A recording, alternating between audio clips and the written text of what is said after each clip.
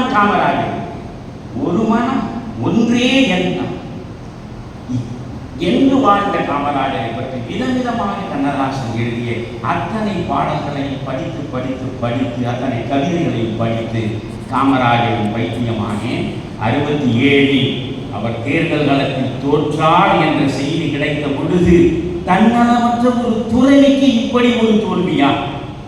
தாழ முடியாத நெஞ்சமும் அழுகை நிறைந்த கண்ணுமாகத்தான் நான் திருமலைப்பிள்ளை வீதியிலே சென்று அவர் பாதங்களில் விழுந்து என்னுடைய அரசியலை தொடங்கினேன். ஒரு காமராஜர் எப்படி வாழ்ந்தாரோ அப்படித்தான் கடைசி வரை வாழ்வது என்று என் நெஞ்சுக்குள் நேர்ந்து கொண்டேன். அதனால் எனக்கென்று ஒரு சொத்தும் இல்லை, எனக்கென்று ஒரு சதுர நிலமும் கிடையாது. சொந்தம் என்று எதையும் வைத்துக் கொள்ளாமல் அவனை போல் 10 வேட்டி சட்டை இப்பொழுது வேட்டி கட்டுவதில் சிரமம் இருப்பதனால் ஒரு வெள்ளை பேண்ட் போடுகிறேன், அவ்வளவுதான்.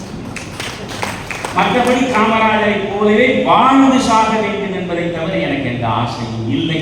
இதற்கும் கண்ணதாசன் தான் காரணம். கண்ணதாசனுடைய கவிதைகளை பற்றி சொல்றேன்.